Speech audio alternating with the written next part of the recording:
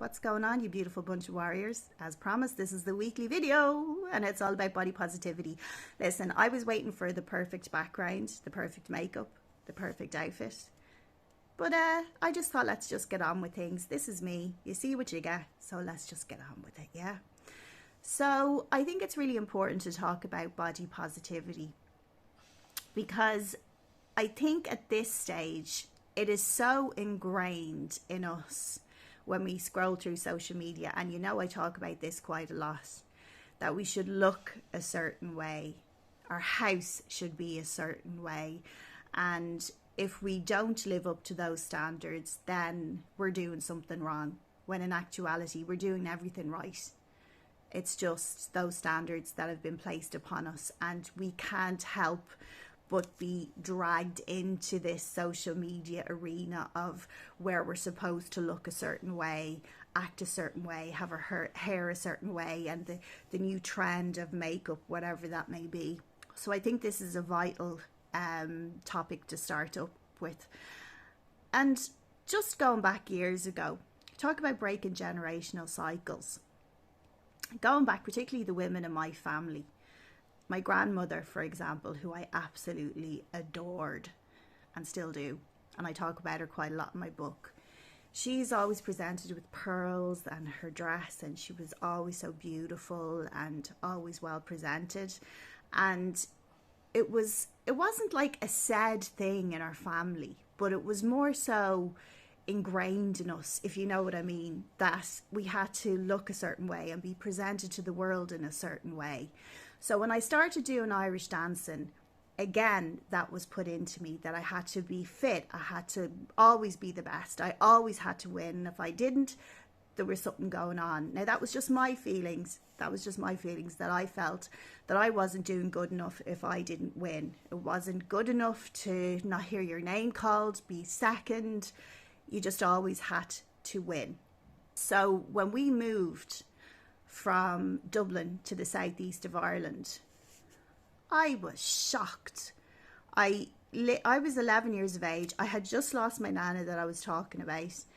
And here I was in this new world where everything just seemed posh to me. Even the kids' names were names I'd never heard of before. I felt like an alien. I truly did. I felt like I just landed in this place and I stuck out like a sore thumb because I had this really deep Dublin accent and I just stood out because I was the new girl. But I was so dramatic. I was so dramatic. And I remember coming home from school one of the days thinking, you know, I made this proclamation that I would do anything, say anything to fit in. And this is where the problem started. So just to fast forward a bit, because I'm not going to tell you the whole, otherwise I might as well be reading the book. Fast forward to when I first got my heart broken at 21. Now we're talking about the 90s here, right? So, you know, at the local nightclub, it's a meaty, I could be on the floor dancing like a lunatic, but there was no social media. So we didn't have that presence in our lives where we felt as though we had to look a certain way, but it was still there. It was still there. Let me know in the comments if you felt the same. Like, it was still a thing within your friends that you had to look like the latest pop star, whoever that may have been. And I just felt at the time that I had done something wrong yet again. I'd got my heart broken. Obviously, it was my fault. So I quit eating.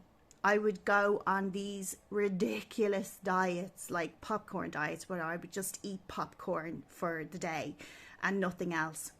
And I don't know if you heard this, but when I said in my story there the other day that I didn't know I had an eating disorder until like yesterday, and that was because I had a conversation with my sister and she brought it home to me.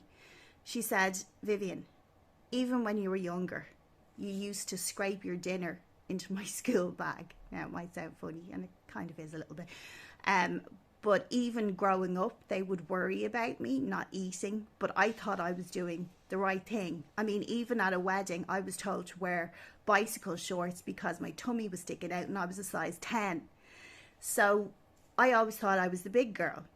And there's a reel that I share where I am in my 20s. I think I was 21 at the time. Yeah, 21. And I thought I was huge, and I was a size 10. So I would do anything. I would weigh myself 3, 4, 5 times a day. I would exercise. I would go on these crazy walks up mountains, come back down and weigh myself. And this was something that I was totally unaware of. I just thought it was normal.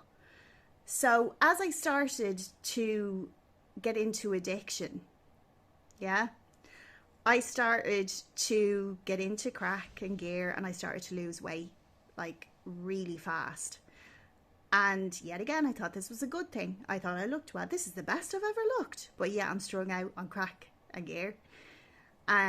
So when I started to put the weight on, that's when I started hearing the comments about like, oh, you know, oh, your stomach's getting very big, or like, granted, now I'm a size 14, and to be honest with you, I'm not saying that whatever way your body is at the moment is perfect for you, whatever way it is, because at this size, I have never been happier, and I've never been more comfortable in my own skin. I love my body and I appreciate my body, and that's because of the journey that I've been on and how I truly have began to appreciate my body. And that's before this conversation I had with my sister, and also my partner, who said to me, why do you always eat biscuits in the kitchen when nobody's looking, like when I'm not around? And I was like, now it's all coming together and making sense, because all of those years I spent thinking that I was huge. I was a size 10, and then I went into air hostessing, which made it even worse. I actually remember being told to stand on scales, and in front of this man in this weird little office, and he was like, oh, you need to lose about 2 stone. And of course, like, that's a big slap in the face.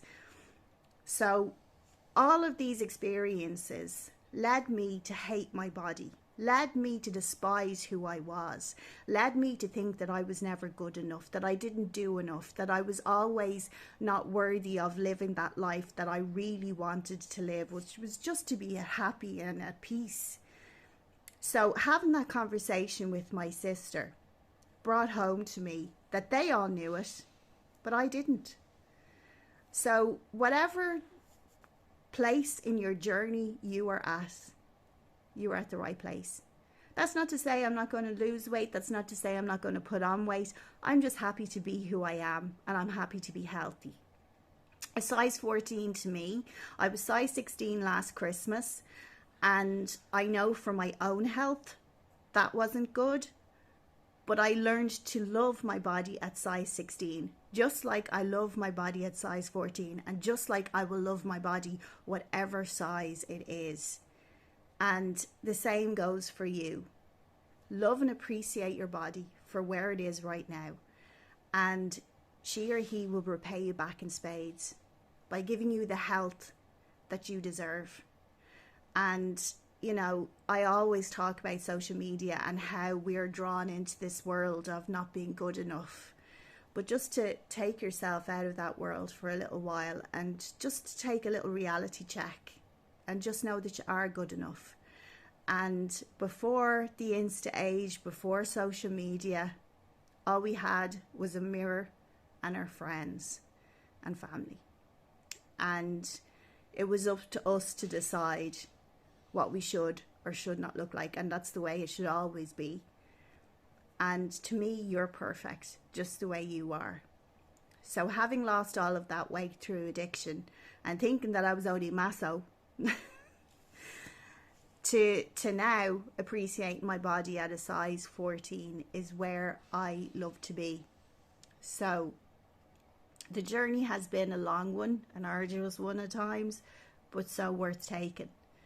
And as in regards to your own body image, it's important for you to love and appreciate on your body for where you are on your journey right now, even if it is just a case of, well, I'm trying to lose weight. Well, just love and appreciate your body for where you are now, and know that you are beautiful, and that this world We could all do a reality check every now and again. And this is my reality. Dishes behind me. No makeup, just my eyeliner. And that's body positivity and body image. Listen, if you've enjoyed this video, make sure to like, subscribe, whatever, then comment below. I'm so bad at this. Comment below and let me know what you think. And this is the first in the series. And hopefully I will have a better background the next time. We'll see. Bye.